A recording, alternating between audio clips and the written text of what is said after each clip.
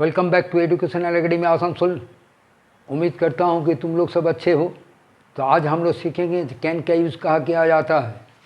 तो हम लोग यही याद रखेंगे जो सकता हूँ या सकूँगा, अगर ऐसा सेंटेंस में रहेगा तो उस सेंटेंस में कैन का यूज़ किया जाएगा। जैसे मैं आपको पढ़ाऊँगा एक बात है, अब मैं आपको पढ़ा सकूँगा ये दूसरा बात है।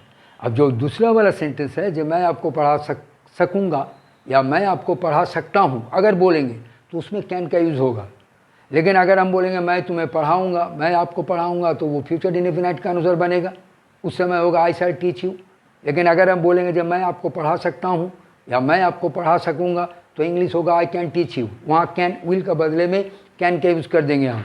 तो चलो इसको डेफिनेशन का आकार में लिखते हैं कि कैन का यूज़ कहाँ किया जाता है। कैन ये एक्टिव है, इसका पैसिव बाद में किया जाएगा।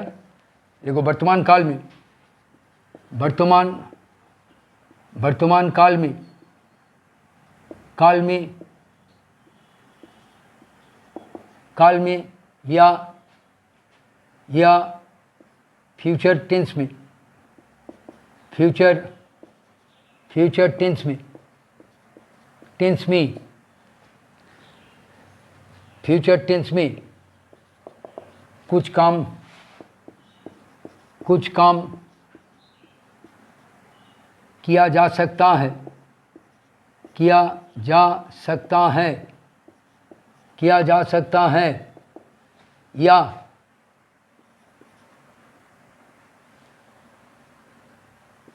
और किया जा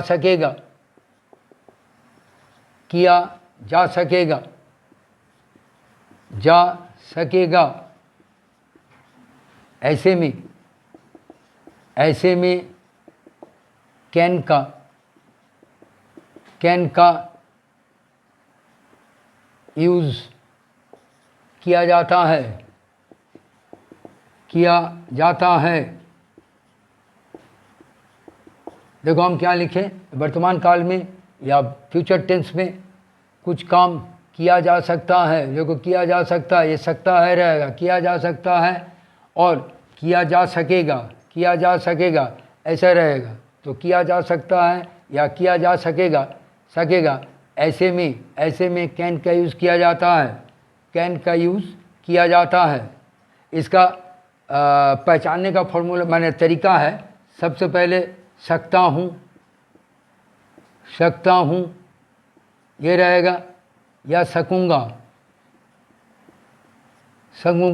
ये रहेगा, या सकती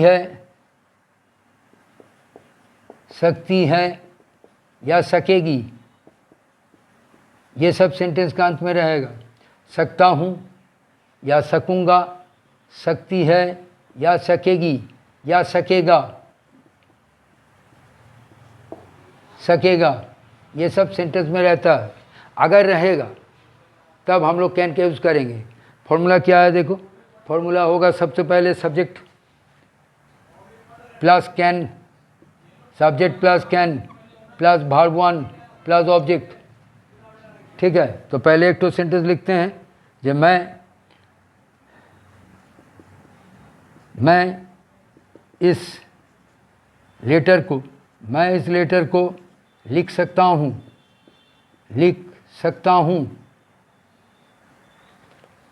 मैं इस लेटर को लिख सकता हूँ।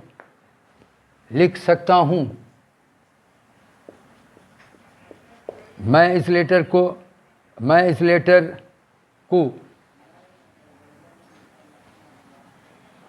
लेटर को लिख सकता हूँ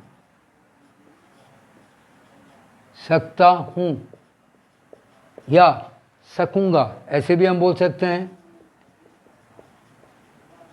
जब मैं इस लेटर को लिख सकूँगा या मैं इस लेटर को लिख सकता हूँ, दोनों लिख सकते हैं इंग्लिश, लेकिन एक ही होगा। पहले होगा मैं और लिख सकता हूँ पूरा आ जाएगा, या लिख सकूँगा पूरा आ जाएगा। तो सबसे पहले लिखने का यहाँ इंग्लिश लिख लेते हैं। राइट माने लिखना, बीच में रोट WROTE, लास्ट में रिटिन WRITTEN। तो सबसे पहले होगा आई, फिर कैन होगा। आई कैन लिखने का पहला रूप यानी राइट, आई कैन राइट। फिर होगा ऑब्जेक्ट का जगह में होगा इस लेटर को यानी this letter, I can write this letter हुआ। अगर इसको क्वेश्चन करेंगे ये क्या मैं इस लेटर को लिख सकता हूँ या लिख सकूँगा, तो खाली यहाँ से कैन को आगे करेंगे। इंग्लिश होगा can I write this letter, can I write this letter करके क्वेश्चन मार्क। इंग्लिश होगा, हिंदी होगा जो क्या मैं इस चिट्ठी को लिख सकता हूँ, क्या मैं इस लेटर को लिख सकूँगा, कोई भी एक तो होगा।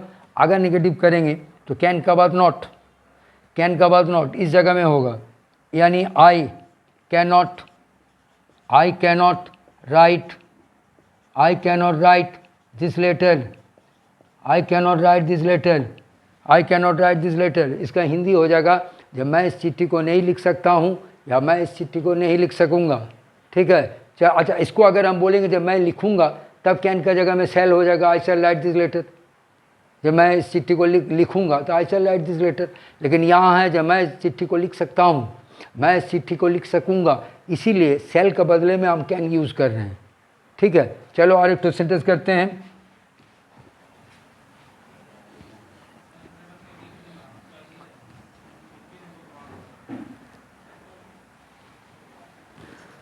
हरीना या राम एक गीत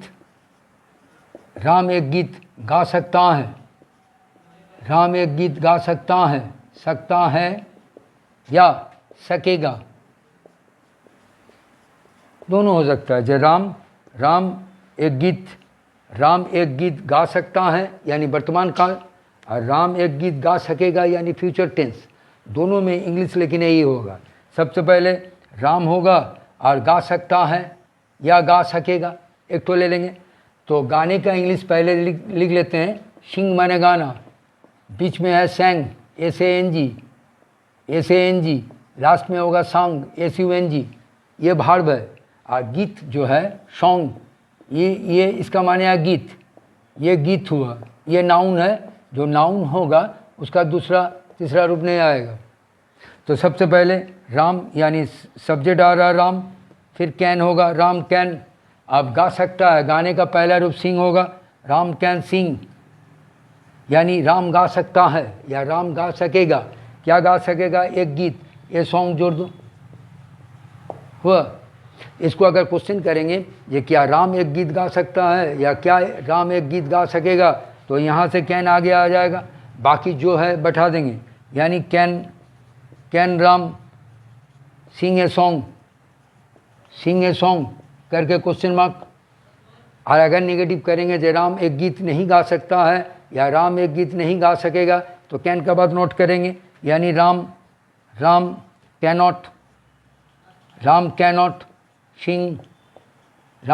सिंग ए सॉन्ग, यानी राम एक गीत नहीं गा सकता है या राम एक गीत नहीं गा सकेगा। इसी हिसाब पर अगर हम बोलेंगे मैं आपको पढ़ा सकता हूँ, तो आई कैन टीच यू। मैं आपको समझा सकता हूँ, तो आई कैन कन्विंस यू। मेरा भाई इस ज़मीन को खेती कर सकता है, तो my brother can cultivate this land. इसी हिसाब से होता है।